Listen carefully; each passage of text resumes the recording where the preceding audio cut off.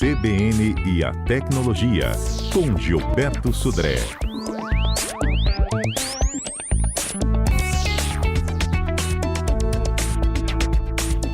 E aí, Gilberto, bom dia para você, hein? Bom dia, Fernanda. Bom dia, ouvintes da CBN. Olha, já chego te atualizando aqui da nossa enquete, o quanto você acha que a sua senha é forte.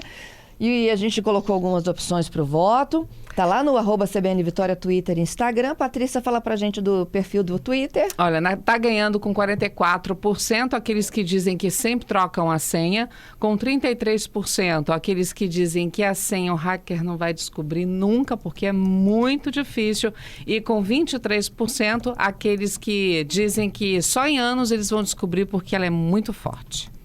E no Instagram, quem tem o perfil é o Adalberto. Nós temos aqui 60% dos internautas dizendo que um hacker conseguiria descobrir a sua senha em segundos. 30% dizem que é apenas em ano, porque a sua senha é forte. E outros 10% dizem que sempre trocam a senha, Fernanda. Gilberto, eu imagino que a sua senha é muito forte, né? É verdade, viu, Fernanda? Para esses nossos ouvintes que colocaram lá que a senha é muito forte e que dificilmente um hacker poderia descobrir a senha, então vamos ver se realmente isso é verdade ou não. Tem um site, Fernanda, bem interessante, né?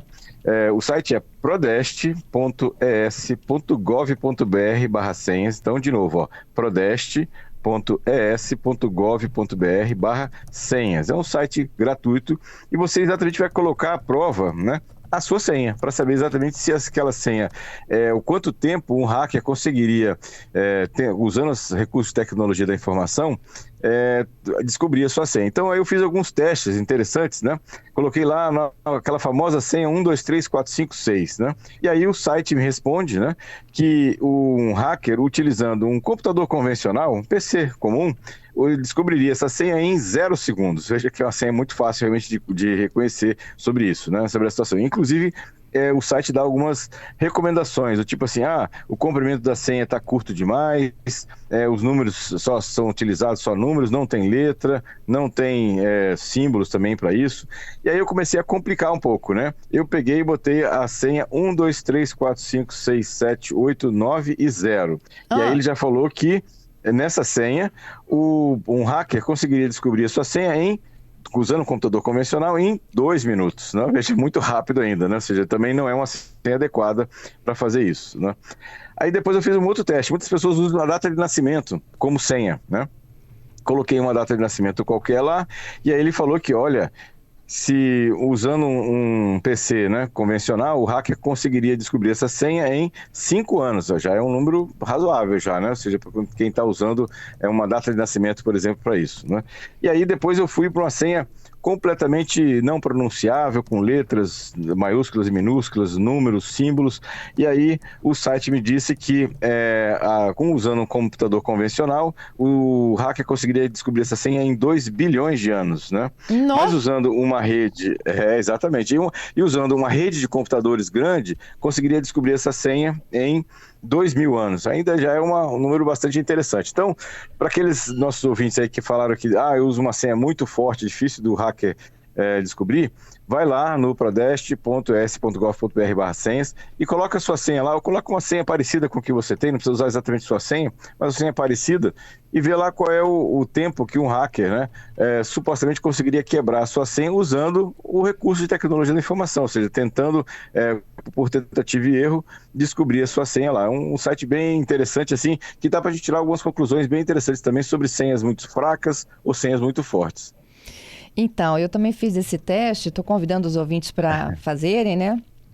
A minha deu, ela sugerindo que a minha senha seja maior, tá? Ela disse que o comprimento da minha senha é de médio a longo. Ela conta também que alguns dos números e letras que eu usei são muito usados, não está entre as 10 mil senhas mais usadas, e disse que num PC padrão, 2.000 anos. Então, essa é uma coisa super legal do site que eu achei, porque além dele falar exatamente quanto tempo levaria supostamente para um hacker quebrar a sua senha usando, por exemplo, um PC convencional ou um computador muito potente, né? Ele também te dá algumas sugestões, como você falou, sugestões de melhoria da sua senha, por exemplo, de aumento do tamanho da senha, uso de outros caracteres além daqueles que você utilizou, né? Ou seja, então, além de uma questão de teste da senha, ele também te sugere, né, melhorias na questão de complexidade da sua senha. Então, acho que é um site bem legal, assim, bem útil, né, que a gente pode utilizar aí para testar nossas senhas, né, para isso. Já que, infelizmente, a senha é o mecanismo de autenticação mais utilizado na internet, a gente, infelizmente, tem que utilizar a senha para muitas coisas na internet. Isso aí. Tenho aqui, olha, alguns ouvintes já comentando. O Cássio, nosso comentarista de Quinta do Retrabalho, está dizendo: numa senha impronunciável, acho que nem ele diz que vai lembrar da senha dele. Muito menos o hacker. Aí olha, o Cássio, aí a sugestão é você usar aquele cofre de senhas, que aí pelo menos você não precisa lembrar de muitas senhas, precisa de uma só e tá tudo bem. O Gilberto diz que a senha dele é tão forte que nem ele se lembrou. Aí a gente teve que trocar de senha. Essa é boa mesmo, hein? Essa é muito boa, hein? A Márcia, eu achei que eu estava arrasando, viu? Mas acabei de me testar. Lá no site da Prodest, ele já me mandou fazer outra. Fiquei chocada. A senha é de baixa segurança e está sugerindo troque assim que possível. Viu? Muito bom. Então já ajudou aí nosso ouvinte aí, né? Para dar uma dica lá que a senha dela não é tão forte assim. Cláudia também testou. Minha senha... não, a Cláudia não testou, ela está dando uma dica. Ela usa letra, número e símbolo para formar uma senha. Isso aí. Letra, se possível, maiúscula e minúscula, números e símbolos. Isso é uma senha muito boa. E aí, com a complexidade de 8 caracteres para cima, já é uma senha muito boa. Posso fazer uma pergunta? Assim, eu sempre tento entender por que isso. Como é que o hacker vai saber que a minha senha...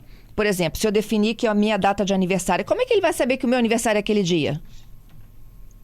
Na verdade, a data de aniversário é mais simples porque ele consegue esse tipo de informação nas redes sociais, vazamentos de dados. Então, a data de nascimento é uma senha que não é muito boa, porque é fácil de eu conseguir descobrir a data de aniversário de alguém.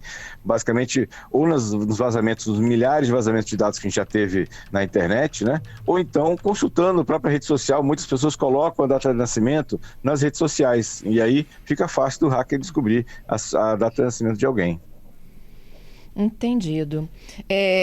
O nosso ouvinte Moraes aqui, tá me fazendo a seguinte pergunta: colocar minha senha nesse site aí da Prodest é seguro? É porque ele não sabe que é você, né? Você não colocou o seu login, né? Você colocou só a sua senha, né? Então ele não sabe aonde você usou essa senha, nem associou essa senha a você, porque você não se identificou para aquele site. Então não tem, o risco aí é muito baixo, né, nesse caso. Gilberto, e como é que um hacker entra no nosso sistema aí, num PC, num smartphone? A gente tem que dar a brecha para ele, não tem? Exatamente. Normalmente, o que acontece? As pessoas clicam em links que não seriam assim, prudentes, que ele não conhece, acham que mensagens que recebe sobre promoção ou sobre algum débito que foi feito, né, em alguma loja, ele também clica naquele link para saber o que é, né, ou instala aplicativos fora das lojas oficiais lá do Android ou do iOS, né? E aí isso também pode trazer algum tipo de risco para você infectar o seu aparelho celular. Então, por isso que assim, a gente tem que ter uma prudência grande no que é onde a gente navega, né? E o que a gente abre ou faz o download nos nossos celulares. Que essa é a brecha que a gente normalmente, infelizmente, dá para os hackers conseguirem invadir os nossos computadores e celulares e tablets também. Perguntinha de ouro aqui, do Giovanni. Se senha longa é tão importante, por que a dos bancos tem só 8 dígitos? Essa é uma questão importante. A questão é que normalmente o banco ele tem outros fatores de autenticação, ou seja, tem a própria criptografia do aplicativo, que já dificulta, você já provavelmente teve que autenticar o seu aplicativo naquele conta do banco, né, usando um caixa automático, por exemplo, para poder ter uma contrassenha. Então o banco já sabe, por exemplo, que é aquele aparelho que está associado à sua conta corrente. Então, mesmo que eu instale um aplicativo com a sua conta corrente num outro aparelho, né, o banco vai saber que não é o seu aparelho, né, ou seja, um outro aparelho lá. Então, o banco tem uma série de, não só essa, mas uma série de outros recursos para exatamente identificar você, não exclusivamente com a senha que você digita para isso, né? Uhum. Vamos para mais uma perguntinha aqui. Na verdade, outro Vamos teste. lá. O Jesus Luiz, testei. PC desktop padrão, cerca de 38 milhões de anos. PC desktop rápido, cerca de 9 milhões de anos. Então, a senha do Jesus Luiz é hiper mega segura. Com certeza, uma senha muito boa, né? Uma senha muito interessante. Lembrando, né, que uma outra coisa que a gente comenta bastante aqui, que tudo bem, você tem uma senha muito forte, muito boa, mas se você usa essa senha em vários locais diferentes com a mesma senha, ela se torna frágil. Por quê? Porque se um desses lugares que você usou a mesma senha vazar a sua senha, todos os outros locais, independente agora se a senha é forte ou não, todos os locais que você usava a mesma senha estão vulneráveis. Então, ou seja, a senha é forte, ótimo, mas você deve usar essa senha em um único local. Para outros locais, a recomendação é usar outras senhas. E quando possível, né, usar aquela autenticação de 2 fatores, né, ou seja, usando o Google Authenticator ou o Microsoft Authenticator também. Uhum. Com que frequência troca-se de senhas? Então, se você usa uma senha forte e não usa essa senha em outros locais, eu diria que a cada 6 a 8 meses é um prazo razoável para trocar senha. Não precisa trocar todo mês, por exemplo. Se você usa uma senha forte e não repete essa senha em nenhum outro local. Tá. Se você não usa uma senha forte, ela está de média e a forte... Usada em vários locais diferentes, a senha forte, se é uma senha forte e você... usa em vários locais diferentes, aí a sugestão é não fazer isso, ou se fizer, trocar de forma muito frequente. Bom, gente, então eu convido vocês a fazer o teste, prodeste.s.gov.br/senhas. Lá tem um teste da Prodeste, é empresa de tecnologia, viu, gente? Do governo do estado, né? De tecnologia de informação. E é um teste em que você identifica aí qual o nível de eficácia da sua senha e, inclusive, quanto tempo aí um hacker fazendo as simulações poderia chegar, né, a um resultado aí que é positivo, destravando seus aplicativos. E esse teste está disponível, a gente colocou o link lá no Twitter, colocamos no Instagram também, a enquete continua conosco. E por falar em hack, hoje é dia do golpe. O golpe tá Isso aí. Qual é o de hoje, Gilberto? Muito bem, Fernanda. Os hackers estão usando páginas falsas, né, principalmente de agências de turismo e de hotéis, para coletar dados, né, de usuários. Então, muitas vezes o usuário, né, o nosso internauta, o nosso ouvinte, vê uma promoção interessante, né, que ele acha interessante lá na rede social, de uma viagem, de um passeio, né, e clica naquele link para ir até o site, né, para fazer aquela contratação daquela viagem, e na verdade é um site falso. E, na verdade, o golpista, o que ele quer é fazer a coleta dos dados pessoais, nome, endereço, telefone, cartão de crédito, senha, né, daquela situação. Então, como é que a gente consegue, né, fugir desse tipo de ataque? Primeiro, como eu falei, não clicar em qualquer link, você digita o link que você quer ir até o site. Depois, né, usar, né, olhar aquele cadeado fechado, que não garante que o site é oficial, mas clicar no cadeado fechado lá no canto esquerdo superior, para saber se aquele site é realmente quem diz que é, porque vai abrir uma janela no navegador dizendo qual é o proprietário daquele site. Então, isso é para você ter uma ideia se o site realmente é daquela empresa que você está acessando, né? E tem um site super interessante chamado possoconfiar.com.br. É um site também com um serviço gratuito que você pode colar, né, o link que você iria digitar ou que você ia clicar. Você tem uma janelinha nesse site, né, possoconfiar.com.br. Você cola o site nessa caixa de texto e ele vai fazer um teste. Ele vai avaliar se aquele site que você está tentando, que você iria, né, acessar, é um site confiável ou não. Também um site bem interessante para a gente utilizar. possoconfiar.com.br. Gilberto, te agradeço pela participação, viu? Boas dicas pra gente. Legal, obrigado, Fernando, obrigado aos ouvintes pelas muitas participações. Vamos ficar de olho nas senhas, hein? Vou fechando aqui com mais tecnologia. Tenho mais ouvintes, o Jaciel. Vamos lá. Certificado digital é uma forma segura de acessar site? É uma forma bastante segura. O certificado digital são senhas muito grandes, né? Com a criptografia chamada criptografia assimétrica, que também é muito forte. É uma forma bastante segura de acessar sites, né? Com o certificado digital. Uhum.